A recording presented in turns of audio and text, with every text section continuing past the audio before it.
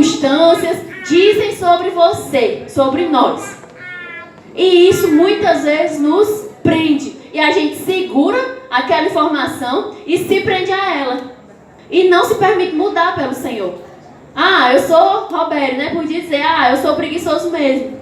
E ter ficado com isso e nunca ter botado na vida dele pra frente, nunca ter ido atrás das coisas que ele tem hoje. Roberto, né, já que ele falou, vou citá-lo como exemplo, é um cara que trabalha de madrugada, que não mede esforços para, né, conseguir ali o bem-estar da sua família, e vai e viaja. Num dia ele está numa cidade, no outro ele está na outra, ou seja, completamente diferente do rótulo que ele recebeu um dia. É ou não é?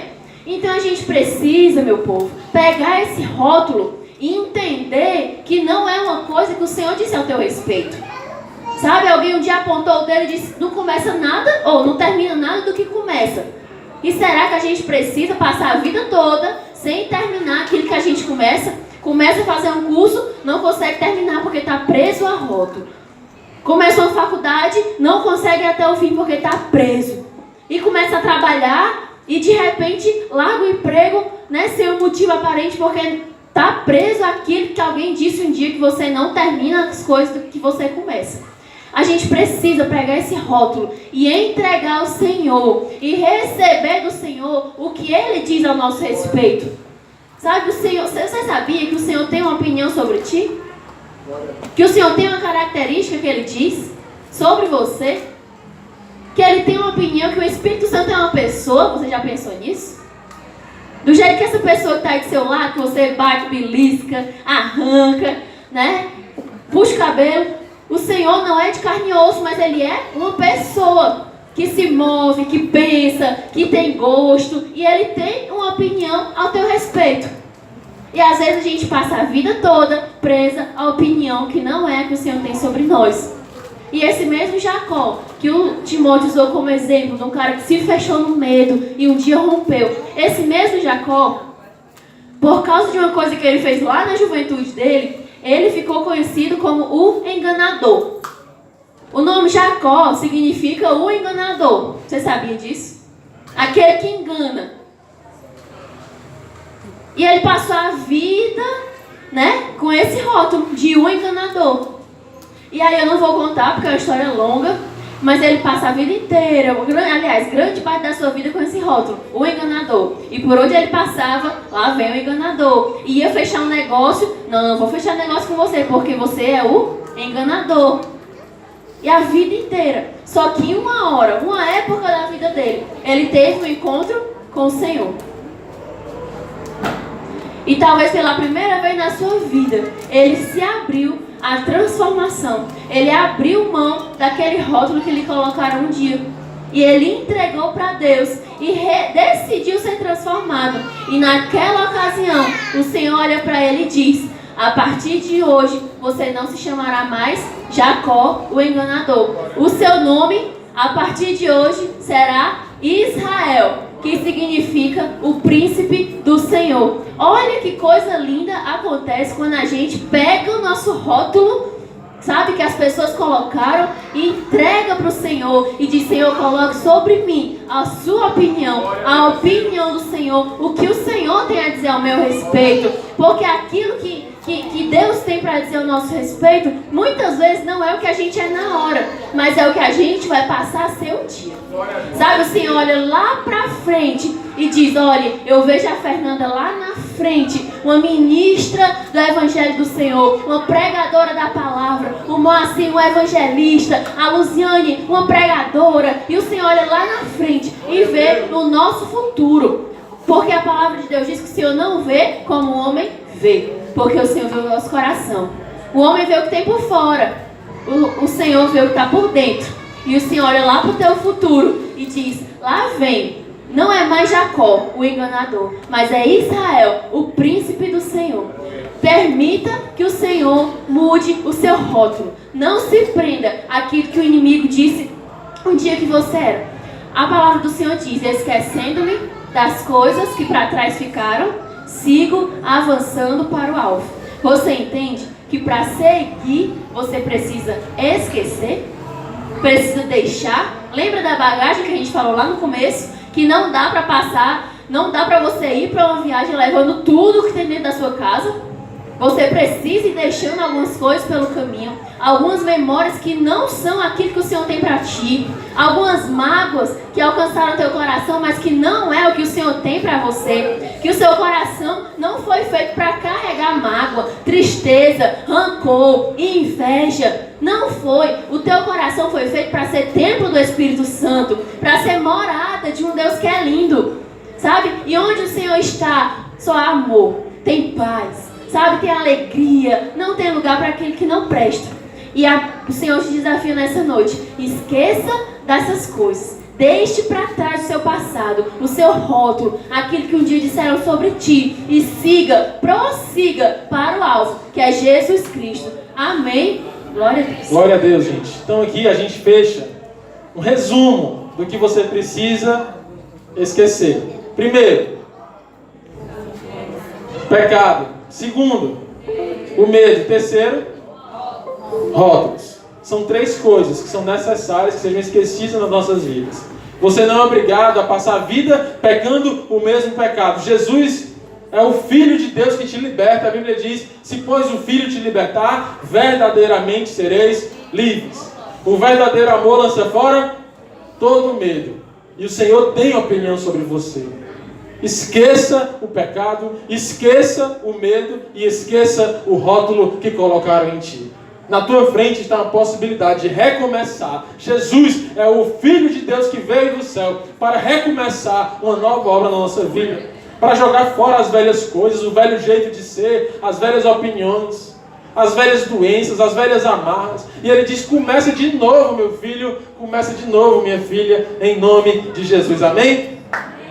O que lembrar? Vocês entenderam o que esquecer? E o que lembrar? Esse texto que nós lemos como texto base da nossa pregação é um texto de Lamentações, capítulo 3. Por que vocês acham que esse livro é chamado de Lamentações? O nome já diz tudo, né? É um livro dos lamentos. Alguns autores dizem que foi escrito só por Jeremias, outros dizem que foi um compilado de profetas da época que se lamentavam, porque a situação da época era difícil, eles viviam em crise. A situação da época era uma situação de muita crise. Judá, que era o remanescente de Israel, né? Israel tinha sido dividido em 2 porções, uma com 10 tribos, outra com 2. A de 10 tribos tinha sido completamente destruída, tinha ficado 2, Judá e Benjamim. E aquelas 2 que tinham ficado estavam prestes a também ser destruídas. Então você imagina o desespero de Jeremias, que era um homem que dedicou sua vida toda ao Senhor. E ele começa a ver as coisas negativas, sabe? Aquilo que a gente viu de negativo, o 7-1, a memória do namoro que acabou, uma memória de 2017, uma memória de um amigo que não é mais teu amigo. Só coisas negativas, e ele começa a se lamentar. O povo está pecando, Babilônia vai vir aí, não vai sobrar pedra sobre pedra. Aí ele está se lamentando, aí ele diz assim: mas uma coisa eu quero trazer à minha memória, aquilo que me dá esperança. As misericórdias do Senhor não têm fim, elas se renovam a cada manhã, e elas são a causa de não sermos consumidos. Grande é a fidelidade do Senhor. Você entende isso? Que no meio do caos, da crise que nós vivemos hoje, existe uma palavra de Deus sobre nós. No meio da crise de hoje, você entende que nós estamos vivendo uma crise? Sim ou não? Nunca houve tantos casos de suicídio em Fortaleza. Nunca houve tantos casos de ansiedade em Fortaleza. Você sabe, nesse ano de 2017 foi um ano difícil ou não foi na economia do Brasil? Foi ou não foi difícil? Você sabe uma empresa que cresceu 30% no ano da crise? 30%. Ela cresceu no ano da crise. Qual foi a empresa? Uma empresa cearense. Farmácia Pague Menos. Sabe por quê? Porque as pessoas estão comprando muito remédio. E qual é o remédio mais vendido? Antidepressivos e ansiolíticos. Estamos vivendo numa sociedade doente, da memória doente, que fica se lembrando daquilo que deveria já ter esquecido, e fica se lembrando do passado, do pecado, das mágoas, das situações difíceis. Mulheres que não conseguem mais dormir à noite, mulheres que acordam pela manhã e não têm vontade de se levantar, não têm propósito de vida. Jeremias vivia numa situação assim, mas ele atentou para Deus, ele percebeu as misericórdias de Deus e disse: eu me alegro, porque as misericórdias do Senhor se renovam a cada manhã. Eu escolho trazer à minha memória nesse dia aquilo que me traz esperança. No meio de tantas lamentações nessa noite, seja curado em nome de Jesus. Porque as misericórdias de Deus vêm para nos curar do nosso passado, do nosso pecado. E eu te dou uma boa notícia: elas se renovam a cada manhã. Elas se renovam, elas não se acabam, elas não terminam, porque o nosso Deus é um Deus de misericórdia. Não há nada na tua memória nessa noite que não possa ser retirado pelo nome de Jesus. Não há nada na tua memória nessa noite que não possa ser curado. Não há nada, em nome de Jesus. E assim como Jeremias, que viveu naquele tempo, e às vezes a gente vê o tempo da Bíblia, imagina o sofrimento do povo de Deus naquela época, mas o mundo lá fora está bem parecido, sabe? As afrontas que tem vindo são bem parecidas, e a juventude especialmente tem sido alvo das setas, sabe, do inimigo, porque nós sabemos que a juventude, quando ela se junta num propósito, quando ela entende o propósito do Senhor, ela é uma força da igreja, sabe? Ontem nós vimos aqui, tinha quantos jovens aqui? Uns 10? Uns 7 a 10 jovens dessa igreja, animado, meu povo. Pense no povo animado, cheio da alegria do Espírito Santo, fazendo sabe o quê? No meio da rua, tomando banho de chuva, pregando a palavra do Senhor. Saíram a pé aqui por essas ruas, anunciando que existe esperança, sabe? Saíram aqui alegres, voltaram molhados, os cabelos espichados, a roupa molhada, mas alegre. E o Timóteo olhou lá a gente estava lá em cima e ele disse para mim: realmente existe uma alegria reservada àquele que anuncia o Evangelho. Existe a alegria que vem do Senhor, sabe? E sabe por que tem essa alegria? Porque nós temos uma esperança.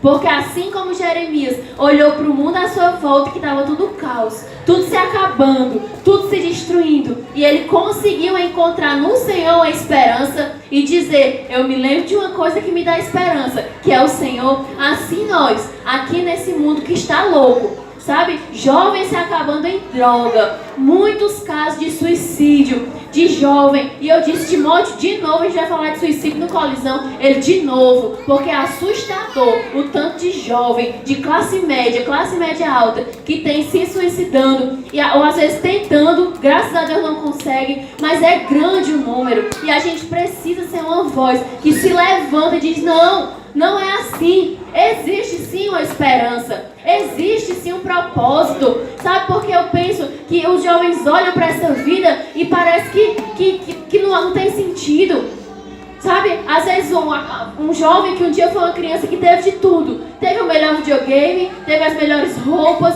estudou no melhor colégio, sabe? Frequentou os melhores lugares, mas não encontra uma esperança, um sentido, porque é muito pouco a gente olhar para essa vida e pensar que ela é só nascer, crescer, casar, ter filho e morrer e acabou. É muito sem sentido. Só que de repente, assim como Jeremias, a gente se depara com o mundo que está um caos, com o mundo que está sem esperança, com o mundo que tá sem jeito, e a gente se lembra, a gente traz à memória aquilo que nos dá esperança. E o que é que nos dá esperança? É saber que existe um Deus que tem um propósito na tua vida, que te criou um dia, sabe? Antes de você nascer aqui, o Senhor já sonhou contigo. Ele olhou: olha, aquela ali vai ser uma filha que vai honrar o meu nome na terra. É filha que traz honra. Sabe, porque a palavra de Deus diz que existe vaso que é para honra e vaso que é para desonra. Mas o Senhor olha para nós e diz: é vaso de honra. É para levar o nome do Senhor, é para levar o Evangelho com dignidade. O Senhor te fez para um propósito maravilhoso. E é isso que nos dá esperança. No meio de tanta coisa ruim, no meio de tanta notícia ruim. A gente abre a televisão e só vê coisa ruim. Antigamente só era nesses programas de meio-dia que parecia morte, tudo. Mas agora todo noticiário, seja qual for a hora, seja local ou nacional, a gente abre a televisão, desgraça, desgraça, desgraça, desgraça, morte, corrupção, roubo, assalto, más notícias. Mas a palavra do Senhor diz: o meu justo não temerá mais notícias. Nós somos a igreja do Senhor. O Senhor te chamou para um propósito, para um fim. Não deixe nada roubar essa esperança do teu coração, porque essa esperança é que nos dá alegria. Essa esperança é que nos faz acordar todo dia e dizer: eu nasci para um fim, para uma missão, um propósito. Há um sentido para a vida. Não é só isso aqui não, isso aqui é muito pouco. E Paulo disse: se eu cresço no Senhor só para as coisas dessa vida, eu seria o mais infeliz das criaturas. Mas glória a Deus, graças a Deus, que nós cremos num futuro e numa esperança. E Jeremias 29:11 diz, o Senhor falando: eu, o Senhor, sei os pensamentos que tenho sobre vós, pensamentos de paz e não de mal, pensamentos de paz, de uma esperança, de um futuro. O Senhor sonha com o teu futuro. O Senhor escreve o teu futuro. Você pode fechar seus olhos por um momento e ver que o Senhor escreve o teu futuro. Veja a sua vida. Imagine o seu casamento, jovem. Imagine o seu futuro emprego. E saiba que o Senhor sonha com o teu futuro. O Senhor tem planos acerca de ti. Você não é uma ovelha desgarrada, alguém solto, uma folha como que lançada ao vento. O Senhor sonha os teus sonhos. O Senhor planeja a tua vida. Ele tem um propósito, Ele tem um fim, Ele tem um jeito certo de fazer as coisas. E se você crer nessa esperança, você vai achar a sua alegria. E a alegria que não passa, a alegria que não tem fim, porque é a alegria que vem dEle e Ele não muda. Aleluia. No momento dos mais difíceis da vida de Jesus, Ele viu que a sua morte se aproximava. E Ele sentou com seus discípulos na última ceia. E quando Ele distribuiu o pão e o vinho, Ele disse: façam isso em memória de mim. Aí está a chave. Se você quer ter sua mente curada nessa noite, você que está em casa, se quer ter sua mente curada nessa noite, nesse dia especial, tenha a sua memória em Cristo.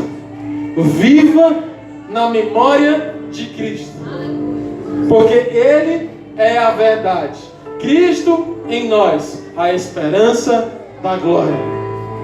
Em memória de mim.